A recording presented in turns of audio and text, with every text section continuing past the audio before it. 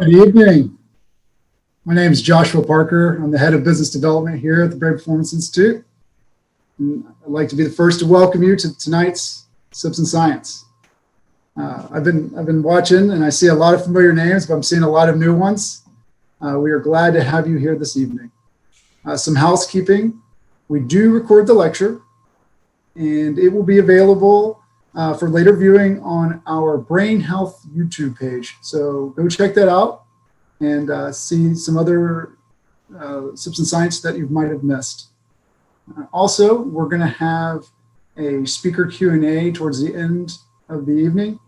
So make sure to submit any questions you might have in the Q&A box, and you can find that in your online toolbox or your Zoom toolbox. Once again, thank you for joining us this evening. And it's my pleasure to introduce you to tonight's moderator, Miss Jennifer Zients. She's our Deputy Director, Head Clinician. We're very proud to have her here tonight. Jennifer. Thanks, Josh. Thanks, everybody, for joining us. We are so excited. I personally am so excited. I have known of this team and members of this team for several years now, and to be able to have an opportunity to engage with them tonight is super, super exciting. So if any of you have ever wondered about your own human performance, your own potential, then you're in the right place tonight. I'm really thrilled. We're thrilled to be hosting Liminal Collective. Liminal Collective is a global community. They're united by a passion for human performance and a desire to enable humans' greatest endeavors. And this is completely in line with Dr. Sandy Chapman's vision, right? Dr. Chapman always has a vision of the moonshot.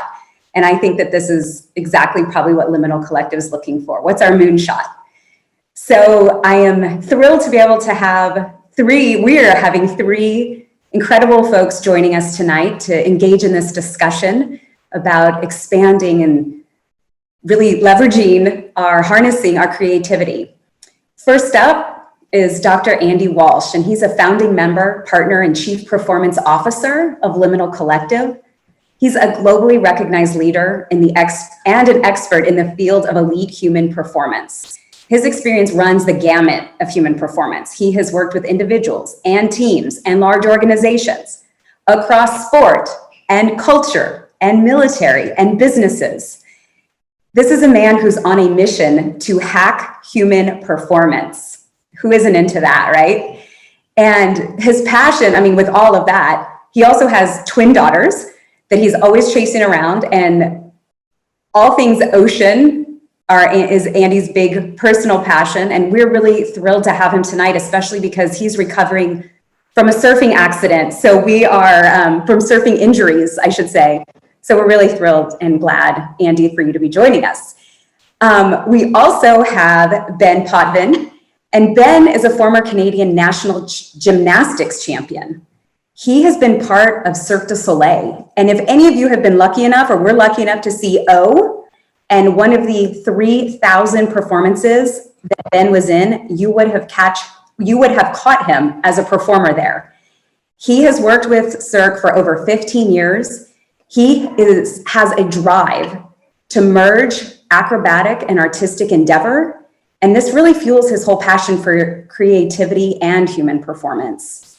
He has a vision for helping to push limits to new levels. And it makes him an excellent collaborator to help elevate everyone's full potential in both performance and creativity. And last but not least, we have Angel Collinson. And this woman is remarkable in her own right. She was on a full ride academic scholarship while she studied environmental law, all the while competing in the free skiing world tour. Her rookie year, she won the overall title, and she followed that up again the next year. She has a career in professional film skiing, and mountains of Alaska are probably her biggest playground. She's got this tenacity for adventure, and it applies to other passions like writing and music, art, health, and climate change. And she's engaged right now actually in, I think, preparing to sail around the world, visiting small island communities and nations. Part of it is to help tell stories of human resilience and adaptability, but also to inspire hope while documenting and showcasing the effects of environmental and social change. So Andy, Ben, Angel, thank you guys for being here, and we cannot wait to hear from you. Take it away. Well, thank you. Thank you so much, the team at Citizen Science and Jennifer for introducing us so openly and kindly. Yeah, with everyone's permission, Jennifer approached us about this topic and was really timely, because just to set the stage of all the areas in human performance where we're engaged with groups, organizations, sports teams in the world right now, our number one topic of interest, of training and of also coaching is in the world of creativity and how to use creativity as a competitive advantage. So with your permission, we'd like to share with you a little bit about that today and kind of go through the narrative, touch on a few concepts that we're anchoring on and coaching with, and then hopefully spark some new thoughts and ideas with you as a group. So with that, I'll share the screen, and hopefully we can start off with the presentation. So just checking that everybody can see that. Thumbs up, Jennifer. Good. Okay, so the way we like to think about this as a prelim is this: creativity is a new superpower. This is not a new idea. It's definitely something that we've been playing with for the better part of 20 years, but only in the last, I'd say, 5 or 10 has it really become the dominant sort of framework by which we look at the very, very top performing groups in the world. And there's a few reasons for that, which I'd like to dig into. First and foremost, we've even built our whole organization, Liminal Collective, on the very premise that the diversity, cognitive diversity and diversity of thought is really a competitive advantage. And whether it's people like myself with my background, a lot of our group, Jürgen's on the call here, will jump in the Q&A, and he's worked at the elite performing groups of the military and special operations. As you saw, Ben from Cirque, and Angel with her background in sports, but even business, the broader sense of the arts, the culture emergence, all these communities have something to offer. What we've recognized over the years is just by sitting down and working within these organizations and listening to how they've achieved extraordinary things, we've been able to pick the eyes and really understand what the essence of this process is, and to that end bring it to life in ways that have really helped us, as I say, get a competitive advantage on and off the field. I think everybody always asks this question. So when you're talking about creativity, should we define it? And I go back and forth on this all the time. When you're talking to the very rigorous academics in the field, they will say you cannot do anything unless you define it very precisely and very clearly so that you can measure your success against that. And that's a really fair and strong argument. For us, we also have taken a slightly lighter approach in that. Then we think about creativity from the idea itself all the way through to execution and the outcome, which in some cases is termed innovation. But for us, and what our focus has been on that Imagineering aspect, that very first essence of how do you get that spark? How do you get that idea to even form? How do you sort of stack the deck in your favor so that more and more of these very unique, very different, very forward-thinking, sort of beyond the horizon ideas come to you? Execution and delivery and all the rest of it are very important, but there's lots and lots of books about that. We're really focused heavily on the idea of how do you bring it to life. So for today's purpose, we're talking about the Imagineering aspect, the idea of how do you get that spark to fire. And even though we'll touch on a little bit on processes, that's really what we're trying to do with all our interventions and our concepts. Ben, did you have anything you wanted to add to that at all? No, I think you're spot on, Andy. Angel? All good? All right. So then we're going to sit with that definition. So we'll go from there. So many of you have seen some of our work before, are very familiar with this. It's a very old human performance, human potential model. It's useful in that it doesn't tell you much at all, but it establishes a framework by how we look at anybody or any group or any organization trying to achieve success. In its generic elements, as it is right here, you're sort of thinking about someone in the middle of this circle of really critical factors. And our job in the human performance world is, one, to identify for any given area of mastery what those factors are, what are the skills required, are there physical components necessary, is there a mental game to it, what type of personal character should you bring to the table, spirituality, do you do it for a higher purpose? But really, when we think about our top performing groups, it doesn't happen with one or the other. There's always a mix of all these things. Typically, the skills and physicality in that get taken care of earlier in the process because they're easier to measure, quantifiable. It's the things on the left side when you're talking about human character, human creativity, human spirituality, where we see the greatest opportunity, but also the hardest to measure. So it's a much more nuanced approach. So jumping from there, one of the insights we had, and this is something we used to just sort of identify one of our key metrics, which we'll talk a little bit about later, which is that the creativity just doesn't exist in the classic definition of the arts. You know, we always heard when we started in this process, oh, I don't play an instrument, I'm not creative, or I don't paint, I'm not creative, or, you know, fill in the blank. But what we recognized was whether you're, in this case, a basketball player, or no matter what area of craft you're in, if you're really at the top of your game, if you're really redefining what's possible in that particular genre, if you're setting the stage, if you're setting the benchmarks, if you're pushing the edges of what's accepted, you are inherently in a creative mindset. You're in a creative space. After this gentleman played the game, and you know, you can pick Venus in tennis, you can put, you know, any example, Angel in skiing. Once they've participated in the sport, everything after that is redefined according to that benchmark. So inherently, their competitive advantage is by reimagining what's possible. And by doing that, they've never really thought about themselves in many cases, especially back when we first started as a creative in the classical sense. But the idea that everybody's creative is really juxtaposed and important to what we're thinking about today. People will say, well, why creativity? And they say, well, that's just because you guys want to do the fun stuff. And I say, no, it's actually partly true, but the reality is it's a pull model. And I think everybody who's out there, no matter what field they're in, when you're in and see the complexity and the dynamicism of the world we are in right now, COVID aside, political distress, climate shifts, you know, social injustice, all these things are complex and dynamic and shifting the baseline of where we sit as humans. Organizations have recognized very quickly that you need to think differently. You need to operate in a new way. Reimagine yourself is something we hear a lot. Redefine. Don't follow the old models, follow the new models. This is the language that's coming through and through. And it's only communities, given that this change is not going away and it's only going to accelerate, that if you support this type of thinking, if you encourage this type of approach, if you think about non-traditional imagination as a competitive advantage, then you are going to give yourself a very distinct competitive advantage. And that's not to say everybody should be out on that edge, trying everything new and fresh. You know, I have this conversation with a lot of CFOs in the business world.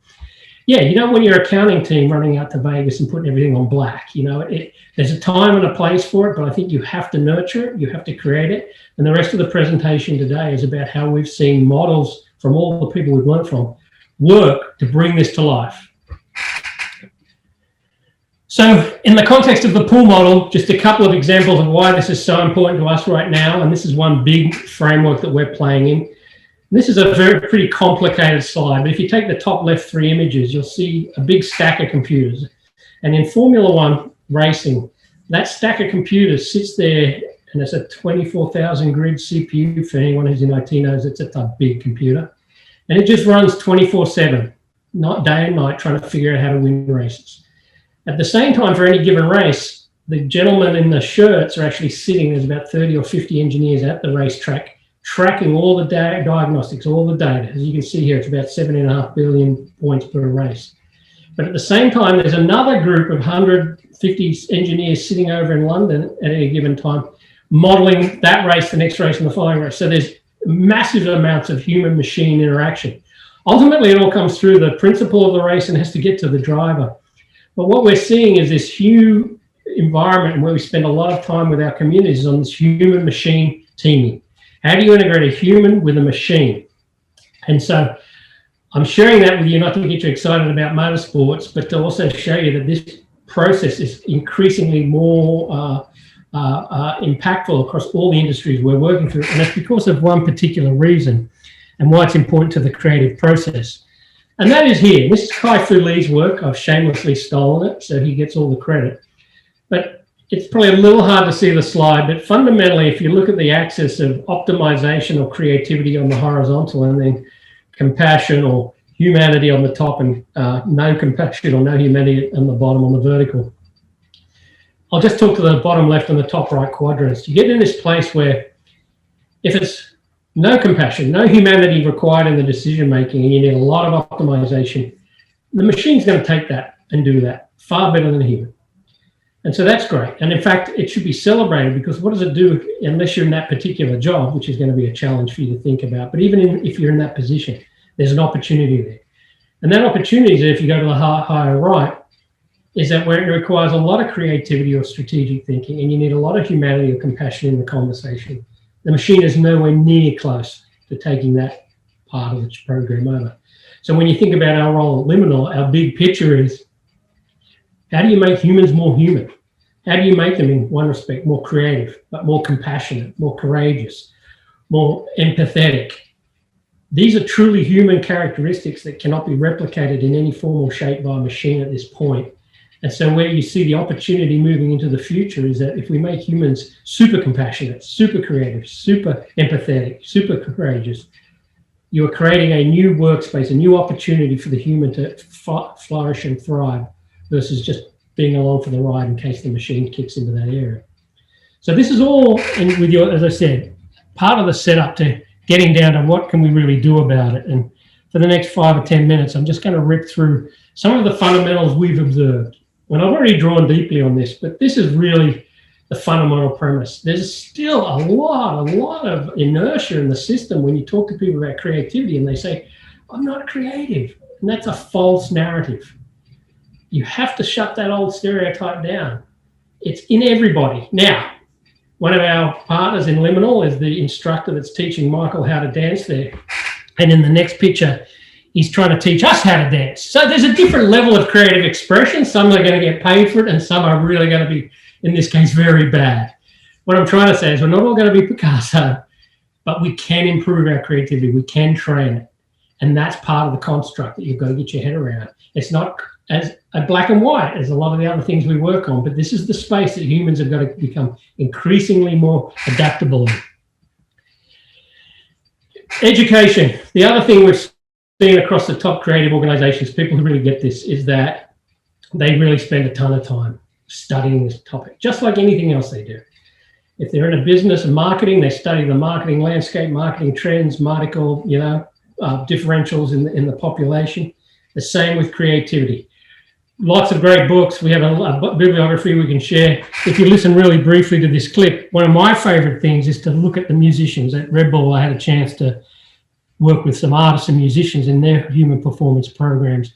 And it's fascinating to me what you can glean from these communities if you just sit back and listen and pay attention. And these videos are everywhere. And, this is going to be old because it's someone of my age, but you find your own stuff that speaks to you. Something faced summer me, Terry Beacon friends trying faint to breathe a fire we were born in, catching rise to the outskirts of time, between our teeth, sleeping in that old abandoned beach house, getting wasted in the heat and hiding on the back streets, hiding on. Born to Run has got that feeling of that one endless summer night. That's what the whole record feels like. It could all be taking place in the course of one evening. I'll let you guys watch that, but the nuance of what they say, when you listen to these documentaries, in my case, it's an easy listen because I'm fascinated by how did they come up with that idea? Where did that come from? What was the power? What was the inspiration behind it? How do they bring it to life? And I know with Ben later, you're going to hear some staggering insights from the world of Cirque just on that topic. This is one of the ones that I think is probably our primary driver. Once we get past the basics of being educated and knowing, that everybody's creative, courage, the ability to put an idea out there that is really, really game-changing, that is really different, that is going to go against the grain, that is going to upset the majority of your organization, whatever it may be. I think Elon puts it beautifully here, but I'm going to play a little clip, not to embarrass her, but of Angel expressing her creative self, and then she gets to unpack it a little for you. The boys are pretty aggressive when we fly into an area and they start picking lines. Sage's like, I'm hitting that, Ian's, I'm hitting that. And Angel's kind of left with the scraps. And what she started doing, she's like, oh, I see this line right there, you know, super technical lines. Like the boys are like, what? I didn't even see that. That's like rowdy and crazy.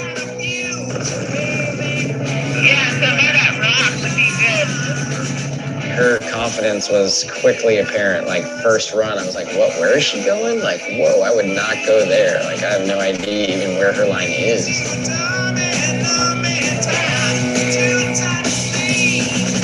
Angel drops in and she starts making some turns, sets this slough off and starts cutting back towards her slough, but she's bombing. Yeah.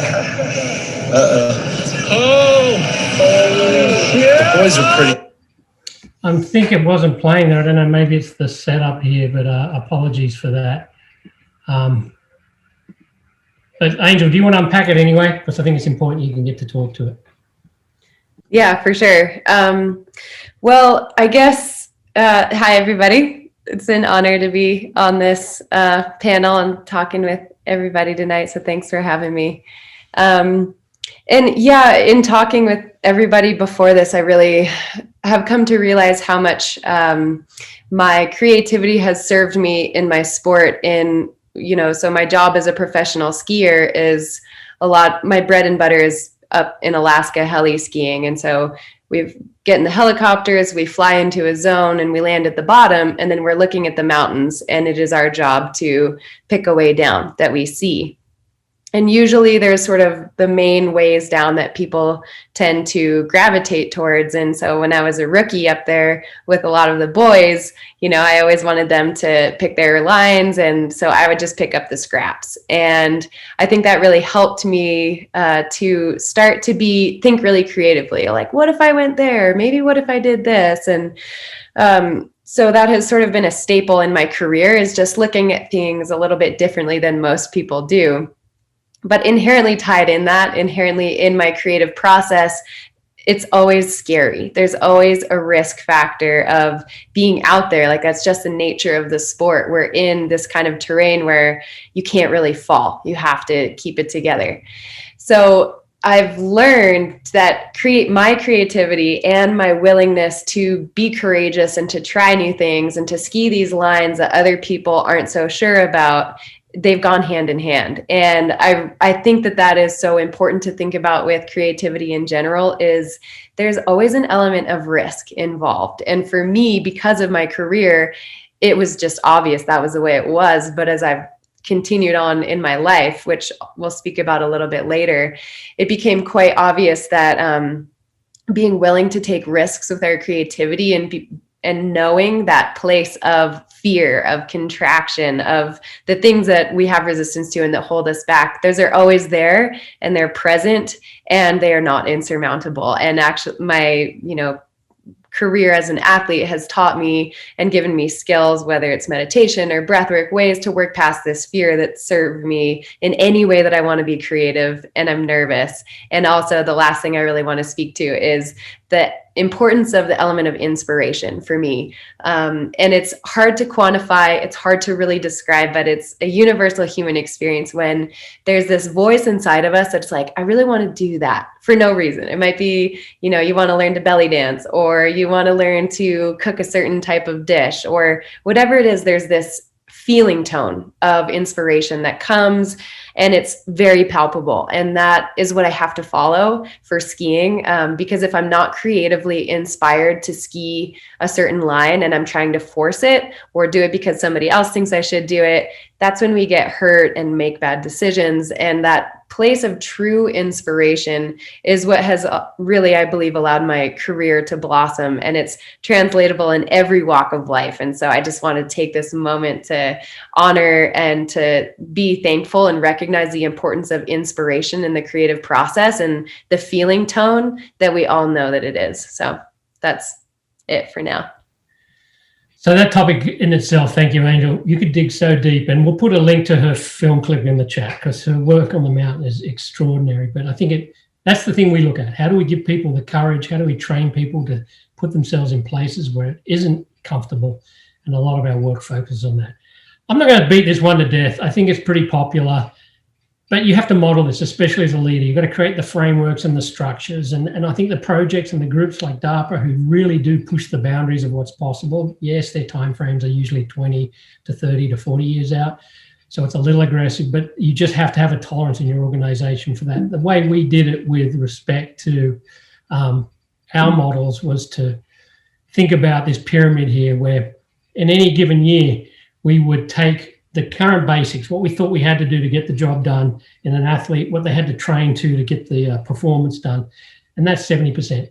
We'd think 2 years out, 20%. So we'd spend about 20% of our resources in that framework where we'd be like, all right, we're pretty comfortable that this is going to help. It's not quite on the shelves of Walmart yet. It's not quite common language, but we're going to invest there because we know it's something that's going to make a difference. And then the 10% was our long shot. We always save 10% of our resources for things that potentially in the long run could have a significant impact. Now, the trade-off is that only 1 in 10 of them works, but that's how we broke it out. This is one that's less common, but still important. You've got a great idea, as Angel said, you've got this idea, you want to do something that's never been done before, or push the edge of what's happening. But usually you don't ever do it on your own. You've got to bring the community, your team, the organization along with you. How to tell that story, how to inspire that community, how to bring them along for the ride and get them over the line. And as you can see, and when you see what Ben's going to speak to you about, this is such a critical part, and I think under indexes on a lot of people's radar. This is one for us that's equally as important. Again, I mentioned it earlier. There's an old slide on the left and how we used to think about how do we bring as much talent into the organization with as many different backgrounds as possible to really think differently about any problem we're taking on. And we had the fortune, as I said, to learn from extraordinary performers around the world. But one thing that we do, and I'll let the video play on the right, that's a little different, is we don't just bring them in and have seminars and chat. We actually pick projects. We actually take on projects that are outside of our wheelhouse, or outside our realm. On the right, I had to put some brain stuff in there because of the community. But we're trying to understand how a video game player really does what they do, how they even come up with new ideas, how they create, how do they perform under pressure. And of course, the gaming environment, one, it's obviously very popular nowadays in its own right. But the lessons you can learn in such a constrained environment when there is still pressure, there's still risk, there's still consequence for these individuals. And what you can take away and translate to other communities is really powerful. So not just obtuse ideas, obtuse projects, doing things outside your wheelhouse that are going to force you to think differently. An outcome of that particular event is we just had to figure out how to translate 2 to 3 terabytes of data per person from testing sites in Europe to the US. It was just a problem that we had to solve as a consequence of that project. I'll swap it over here to Ben really quickly here. But the last part was funding to determination. Really powerful lesson from Jeff Bezos that we learned early on. Simply put, you fund an idea till you understand the merits of the idea itself, not whether or not the funding was sufficient. So you don't just fund an idea and then get cold feet and pull out. His number one rule is I fund an idea to determine whether or not the idea itself was flawed or successful, not the funding process. So as the CEO gets cold feet and says, oh no, we've been investing in that too long. Hell no. If it's solid, you want to invest. The idea could be bad, so cut it, but don't cut it just because of the timing. And another one of our partners, I think this gets to the gist of what most of the people on the call are trying to do, is really trying to think about long-term creativity. And one of our partners is heavily involved in the modern Planet of the Apes, is actually one of the actors. But you can do it once, great. How do you build an organization that continues to reinvent itself? At any given time, what you're doing may be seen as really innovative and creative, hence the original Planet of the Apes. 20 years later, it might look a little different. But even another 10 years beyond that, it's starting to really shift. You can never be patient. You can never rest on your laurels. And bringing that to life over and over again is really a metric of success. I won't beat this one to death because it's a reiteration of the others. But really, yes, I've created a creative team, or I myself am working on my creativity. The next evolution is how do you lead a creative organization? Put yourself in a position to actually manage those processes we talked about earlier. And this is really our number one topic in highly performing groups right now. How do you become an org or a leader of creative teams? And, as I said, we'll provide all this for you afterwards, but this to us is really the essence of what's going to make the competitive advantage for our top groups nowadays is, can they establish a org that thinks around the corners, sees beyond the horizon, is successful enough in its day-to-day business, but still has an eye to the future. And given today's current climate and dynamic sort of challenges that we're facing, it's more necessary now than ever. And I think even with the advent of machines and the whole ML piece, it's going to even become even more critical. With that, I'll hand it over to Benny to take it over for the last part, where we shift from some of the principles to actually how they did it at CERC. Yeah, great. Thanks, Andy. Pleasure to be here. Thanks for having us, guys. We're super stoked to be able to share some of the stuff that we're passionate about and we believe in. And jumping right into, this is one of the models that we have. It's one of the sessions called Hacking Creativity, and we change it into Creative Landscape, where it's a survey. We're in the midst of developing and fine-tuning it and then sharing it within Logitech and then outside the orgs. But it's basically to touch on what is your creative style, to give you this little insight where you get to, see this video, puts you in the mood, gets you kind of this experience as feel, and then you start to looking to yourself, a reflection of your creative style. And Andy has started this way back with Red Bull, and we kind of tweaked it, changed it a little bit, and adapted to now, because as things evolve, we constantly need to rethink and put our scientist hat on and seeing as new data come in, let's adapt to it and let's really challenge ourselves to say, how do we take it to this level? And so, because hacking creativity and creative landscape, it's all about this kind of self-reflection, which for us in human performance, we've studied from either live entertainment, sports, entrepreneur, leadership, it all comes back to the same. Even now, looking into streamers and creators and influencers, everybody has the same kind of thing. We all hit some pressure, we all hit some walls, and we all hit obstacles. And what we come down to, what we try to reiterate, and what we really focus on when we do a consulting or a camp or a retreat, is bring the focus to you at your best, and you finding out more about yourself. What are your triggers? What are your emotional triggers that either bring you in a toxic state or a performance state? The more you dive into it, and it's a tool that you work on it, you don't just do it once and you check and then you're good, but this sense of really discovering who you are and then become empathetic. And then afterwards sharing that to your team, then an individual turns into a group and a team. And we all know that certain team outperform others. And, in order to do this, once you've established that, you got to go through this process. And us at CERC, we developed this process, a creative process, and it's constantly, while we were working there in my career at CERC, we constantly challenge ourselves as new shows came or new events or new products that we want to deliver. We would always see, okay, is this the right process for it? We know what works. Okay. We establish a creative environment. And then how do we keep that creative environment? How do we keep the edge? How do we keep pushing? So we can go to the next slide, Andy. So the first, as our first phase, once we establish the theme or the message that we want to try to project and immerse the world into, then we really go into this ideation phase. Ideation phase, imagination, cognitive diversity. It takes courage, because it always takes that first director to show up to the executive and says, I have an idea. Here's my story. Boom, pitch. And in order to do something different, it does take some courageous steps, and you have to believe into it, and you have to step outside your comfort zone and somehow manage your environment to really know how to deliver it, when to deliver it, to who to deliver it, and what some key things that you need to make sure you hit in order to get the buy-in. So the sense of imagination and constantly reinventing is definitely into this phase. We'll go to the next slide. Once we've done that, then refinement phase comes into play. So aggressive connecting, fast failures, teaming, exploration. This is where we basically grab all these different assets, these different experts within the org and outside the org. We know our strength, we know our weaknesses, and you're like, okay, what is that thing that we're missing? What is that one thing that we're not thinking of, or that person or that group that can really impact us, whether it's positive or negative, but give us some insight. What are we doing right? And challenge them within the safe space that we've established in the ideation phase. We'll go to next slide. Once we've done that and this exploration, and then we figured out the team and we worked out the kinks, then the learning phase comes into it. So this is accelerated learning. This is intensity and recovery, collaboration and execution. So we keep bringing this other layer of the choreographers and the performers and the designers, and everybody comes in place. So that ring gets bigger and bigger and bigger, but we need to keep the momentum going.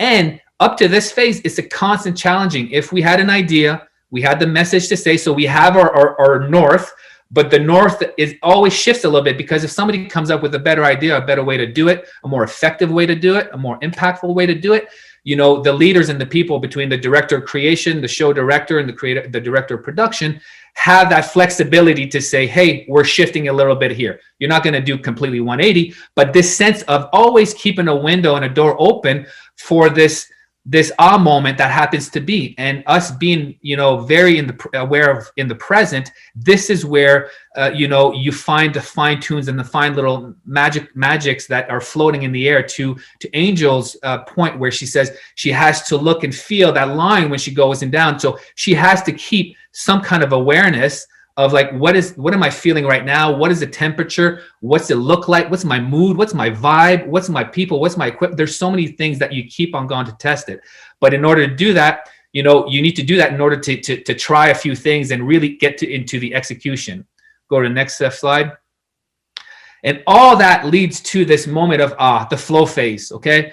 Where it's about, you know, you've worked hard, you've had this idea, you were flexible, you adapted, you challenged, you went through, you brought in all these different layers, brought in some of the best performers and designers and choreographers in the world in order to create this show. Again, this is in the cirque world, or at least live entertainment. You all work to having a product where you open the show. So the sense of visceral response and time displacement and hive mind, this is where you all work to. And then as for me, coming my background of, you know, coming very linear from the athlete, from the gymnast, where you know the rules, you know what you need to do, you know the performance state that you need to do, and it's just drill, similar to you know the army. And then when you get into more of the cirque world, where we had to open the blinders up and say, wow, there's so much nuances, and all these different layers have a direct impact to my creativity, my imagination, as well as my performance. So through these months, and we're talking about a cirque process is anywhere between 1 to 3 years to put one of these shows together. So you have the sense of evoluting into your next self. And then you obviously exposed to all these different styles and these different ways of keeping the pressure and dealing with pressure in this safe, fun, creative environment. Now, what does that do? Like once you've done your show, well, you could say, okay, that's, you know, I've established a show, I'm done. It's a sense of a completion, but that completion, the way we look at it and I look at it, is basically that kind of gives you a springboard to like, what's next? What is my next adventure? What is my next beginning? You know, and that kind of bring you to this sense where you look back and you go from, you know, in my world, from athlete to performer to choreographer to designer to director. And then it's like, what's next? What's the sense of like, okay, I've learned so much in the past, and I want to keep learning. And it's being in group of, you know, Liminal Collective and all these people that we expose ourselves, that we constantly challenge ourselves and help us rethink and re-challenge our present way of thinking. And then without that, it's just like this sense of what's the next chapter? How do I dream bigger? And I think this is one of the things that I'll pass it back to Angel, because I think she's developing and she's dreaming and she's building this new experience right now that she'll be able to talk to you a little bit. But, you know, we got to keep going on momentum. So this sense of just like pushing and what's next, achieving, learning, what's next. And then I'll pass it back to you, Angel, so you can continue on where what we just talked about. Yeah. So am I going to speak before the video, or do you want to play the video first? Let me play the video. I'm taking it to the point you asked, because for some reason my computer isn't working as well, but now it should work.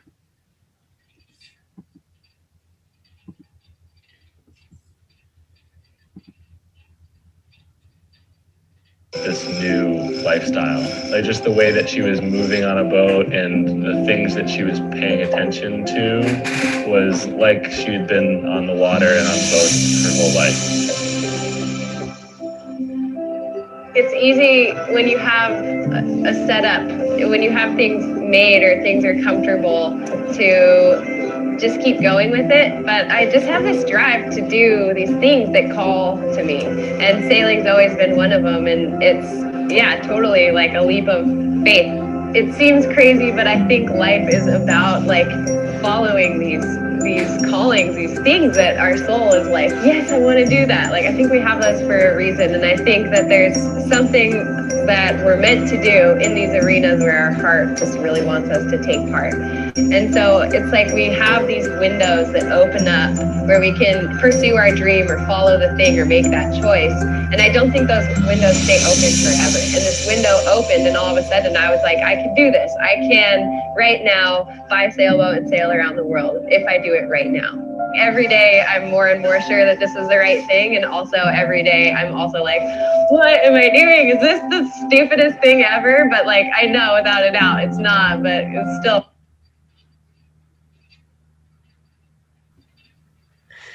Yeah.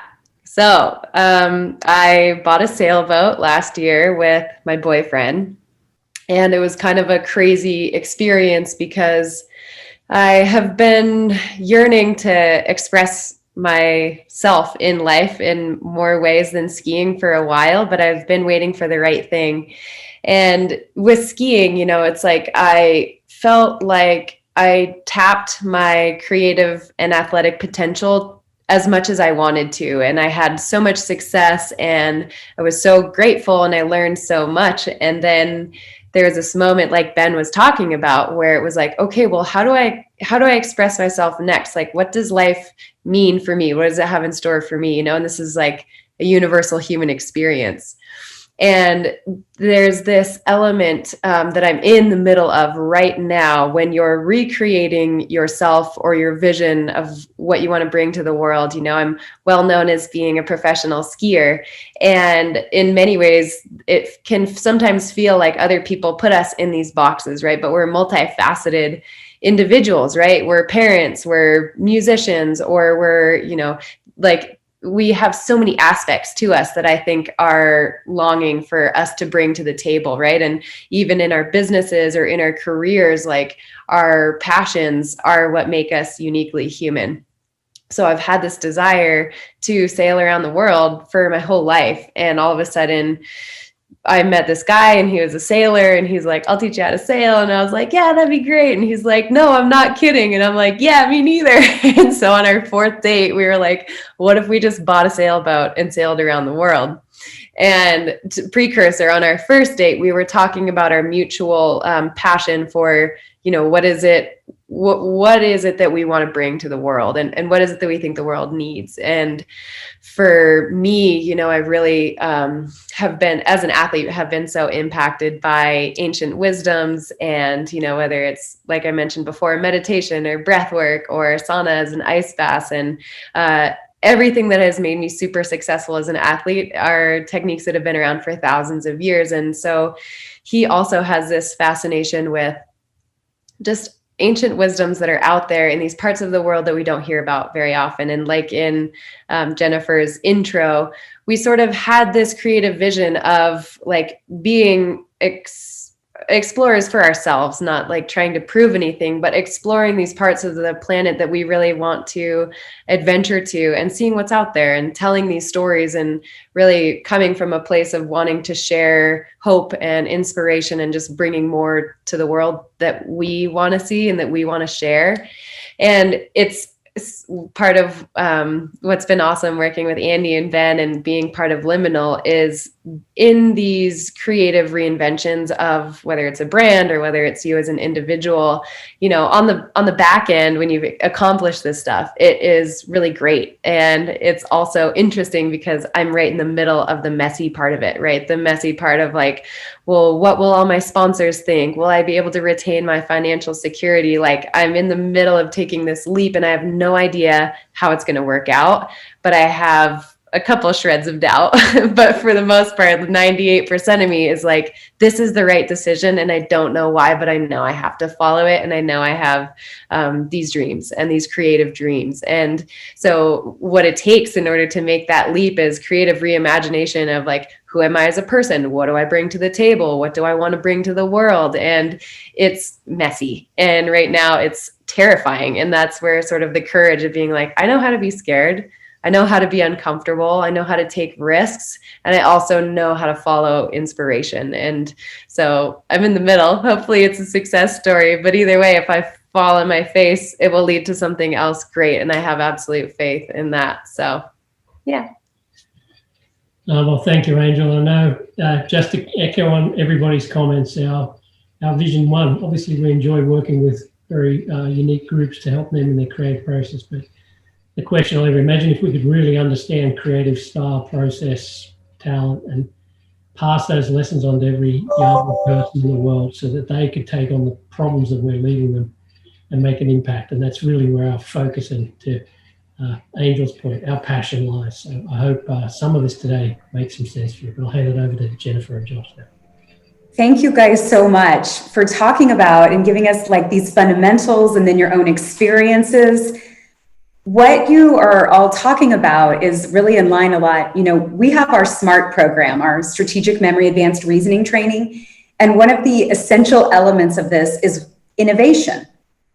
And in innovation, we have 3 different strategies, and you have talked on all of them about the power, number one, of perspectives and just having options and solutions, not just always thinking it's just black and white, but there's multiple things. And I love this idea also about failure, being willing, you know, you've talked a lot about being willing to take risk. So I have a question about that, but also about being open to just trying new things and being a change creator for yourself or your organization. And, you know, seeing inspiration, motivation, we've seen is one of the most powerful drivers of brain health. And you're all talking about this. I think it's interesting because what do you know, it's, for me, like I've always thought, I did used to think a long time ago that I'm not that creative. And I have seen over and over again, that's even the little smallest things that I do that improve something, or that I have a better interaction with somebody. These are all creative things for me that I kind of figured out a new way. What advice do you give to people who still, they're like, no, I'm here because I'm really interested and motivated in this topic and curious, but I still feel like I don't really know how to take a risk, or I don't know how to, like, where do you find your inspiration? And so I would love to hear from you guys, the 3 of you guys, on that. Go, Angel.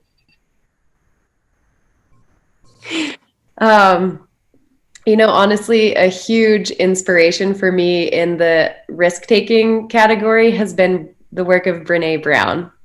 And she really talks about normalizing discomfort, and that one of my favorite quotes of hers is, anything meaningful that I've ever done in my life has been uncomfortable.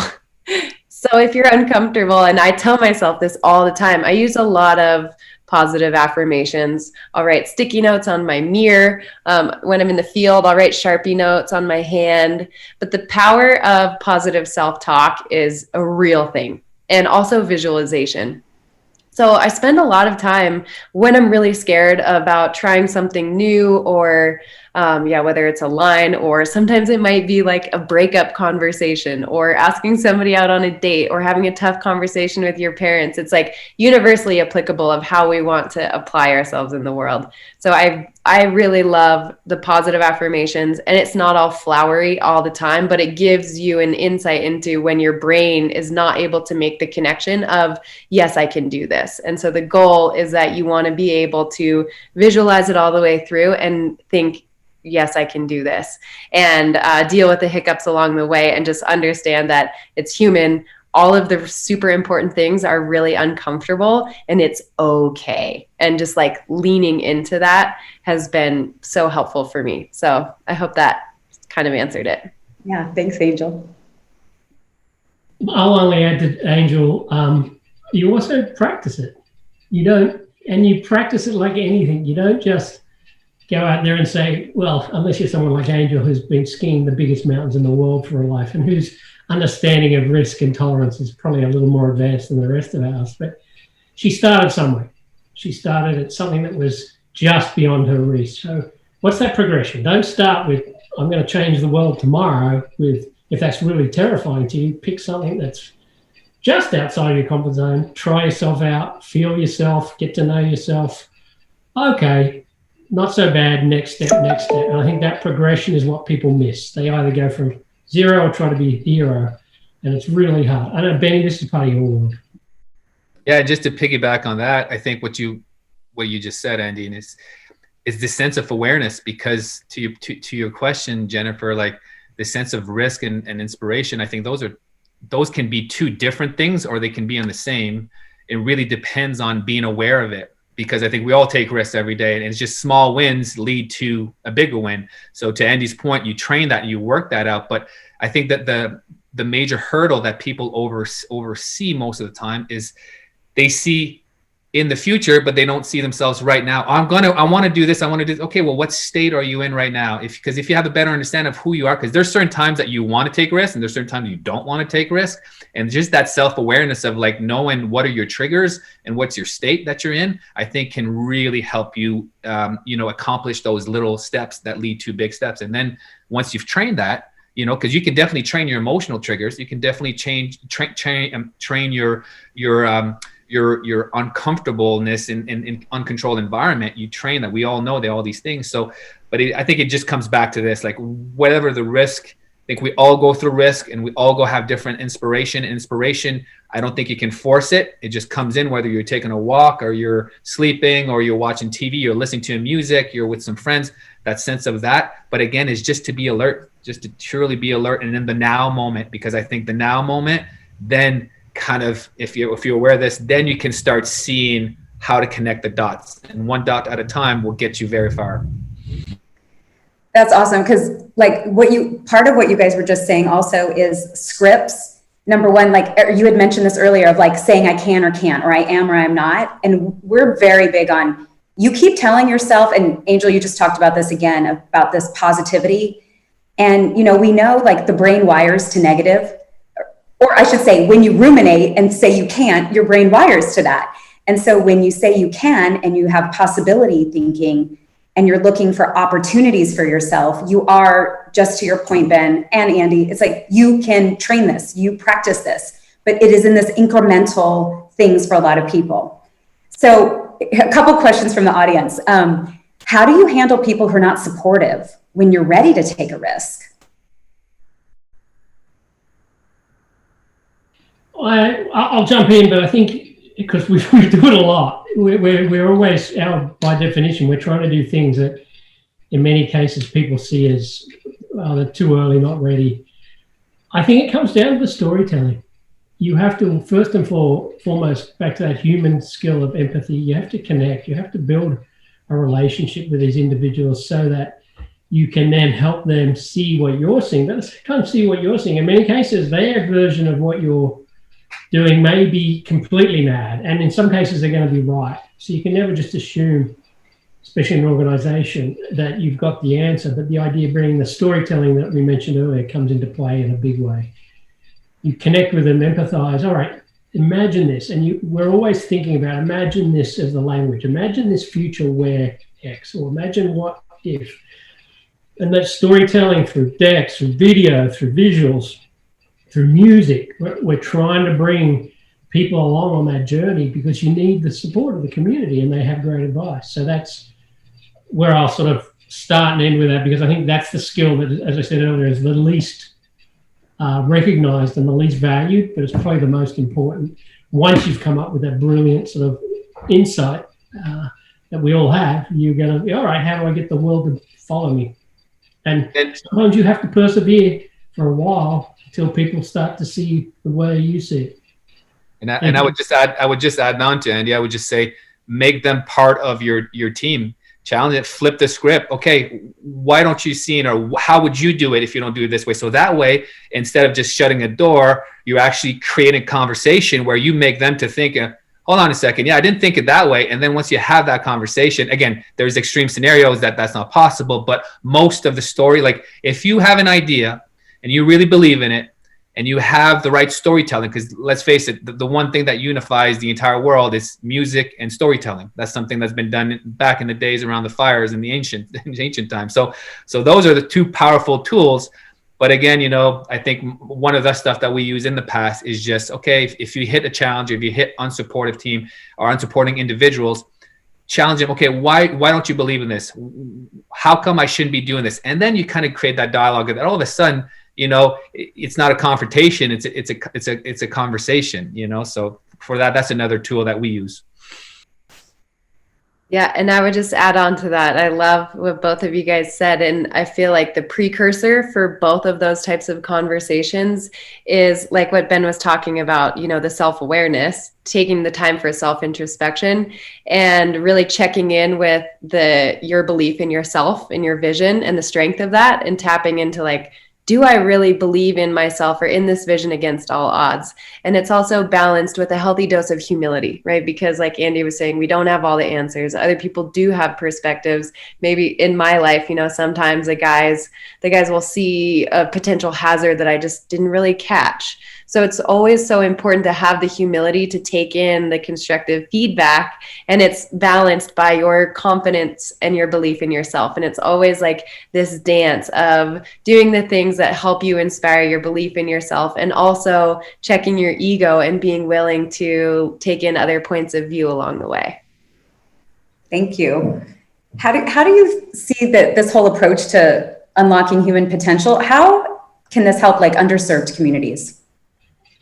Well, that's a fantastic question, and it's really top of mind for us now. And we're very hands-on. So one of the challenges with the work we do is with the groups is you get in deep, you immerse yourself, you spend a lot of time, which becomes both time constrained and restrictive. Also, it becomes costly. So what we've done in the past, and we've prototyped some of the principles we've applied with these very unique, quote unquote, high performing groups.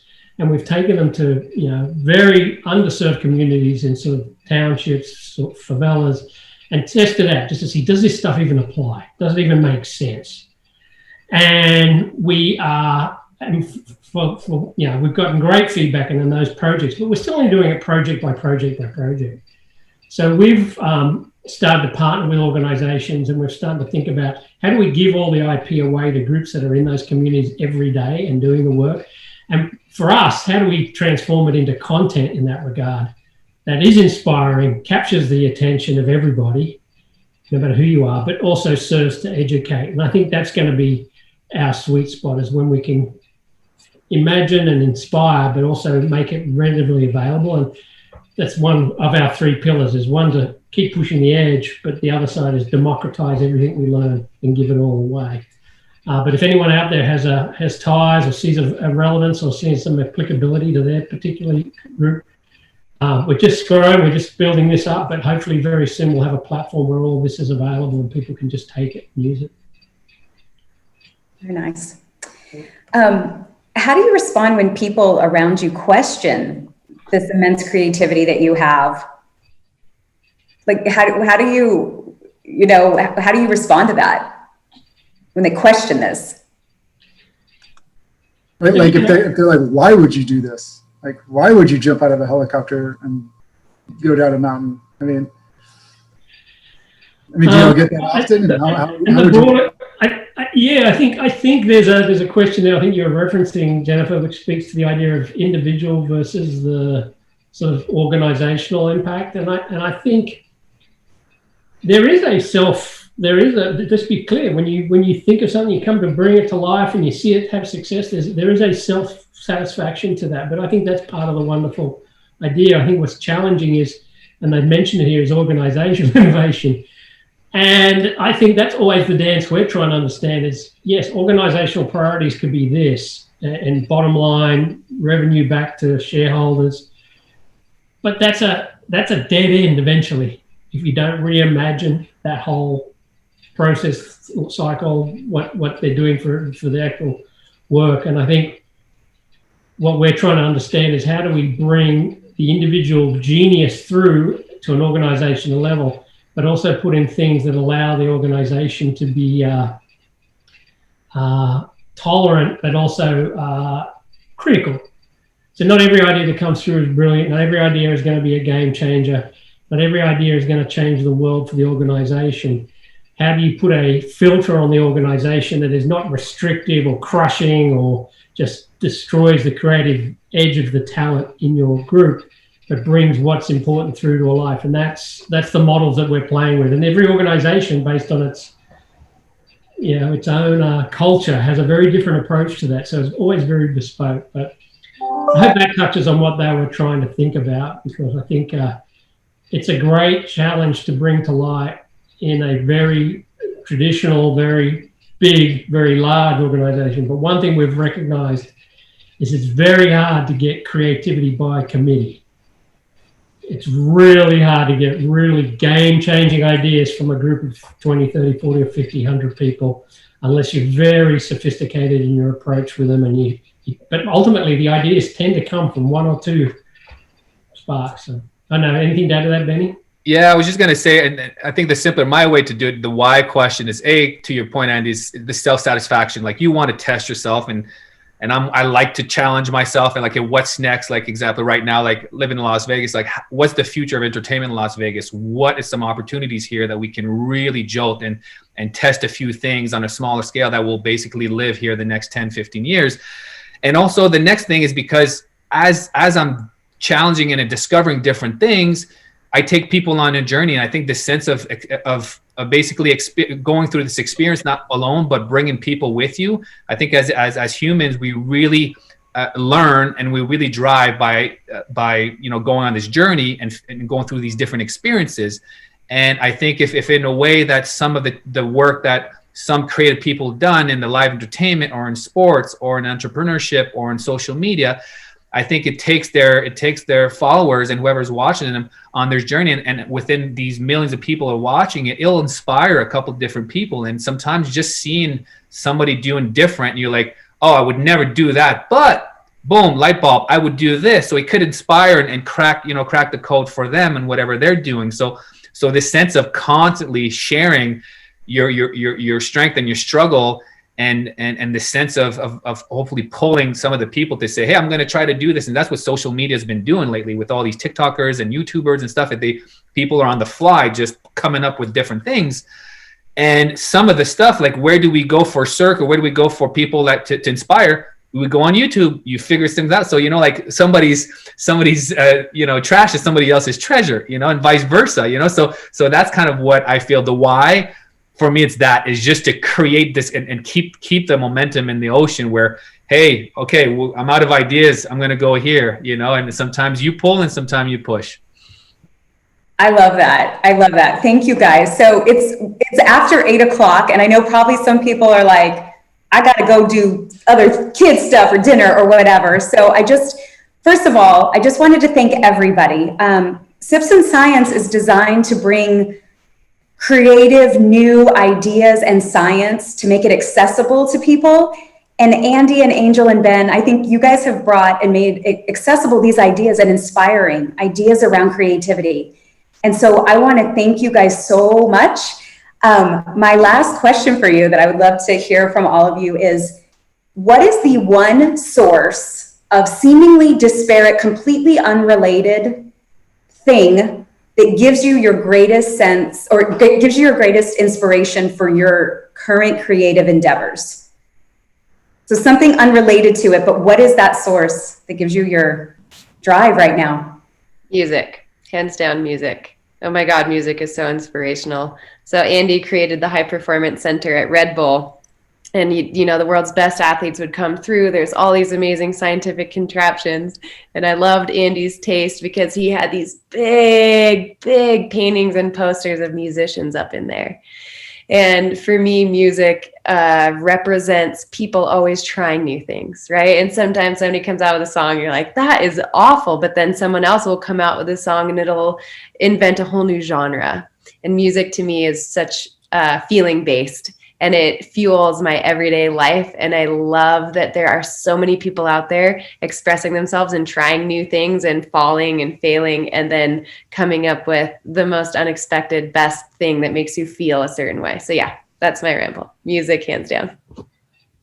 I'll double down on that too. Definitely music for me. And the only thing, the other thing too, that I had time this past year to really focus on is my kids, because of the pandemic. It was only, now it's like homeschool. So this sense of just listening and being around these little tornadoes, it drives you crazy, but it inspires you in a whole other way as well. So I'd say music and kids for me, it kind of gets my hamster rolling in the cage. Andy? I can't say music, even though I use that as an example. But if I said music, I would say we're looking at an NLP platform to look at all the lyrics and learn from all that mastery and capture all that intention and thought that's captured in all the great artists of the world. But on a more pragmatic note, I think, and Angel mentioned before, one of our another bigger buckets is ancient models, ancient wisdoms. We're spending more and more time looking at what it takes to be human. And I think in this age of technologies, that what humans are truly capable of, what they can achieve, and when they're deeply connected to who they are, is not as apparent and it's not as obvious as it was when that's all you had. And so we spend a lot of time looking at ancient narratives, anthropological, evolutionary biology, archaeological sort of frameworks to think about how do you really take people to that next level, and to how do you take them beyond what's possible now, and how do you let them learn. And I think there's so much already there. There's so much to be unpacked that you just need to look. And I think if we had to throw that together with all the science, and to your community, challenge the community, the science of all this is nascent. It's in its rawest, basically, community college sort of level right now with respect to the number of people focusing and attending on it. And I think it's that cottage industry. And I think while there's great stuff being done in individual little places around the world, usually done by the less sort of obvious institutions, it's those people that are really pioneering some very interesting spaces that is rich for investigation. And I think that's really one of our exciting reasons to get on the call today, is to see if we could get some more people excited about this topic.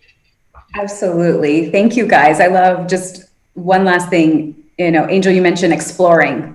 And I think that's something that we're always trying to encourage, like our audience and everybody, to be citizen scientists, to be explorers of things. And I love, Ben, all of you guys have talked about just being open and observing things that are different than what you may ever think that you would do, or watching other people and thinking, I wouldn't do that, but I would do this. And I just think it's so cool, because if we would all just take some time to think a little bit deeply about the experiences that we're having and see the pearls of wisdom that can come from those, you never know where your inspiration is going to come for the next creative, innovative idea. So I just want to thank the three of you guys so much, and Jürgen too, all of Liminal Collective. You guys are really, really amazing. And I'm so glad we were finally able to do something, and we're looking forward to, we want to work together somehow. So Josh, did you want to close it out?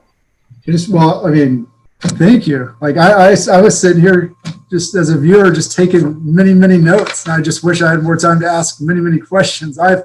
I'm actually really fired up in how to take some of this stuff home.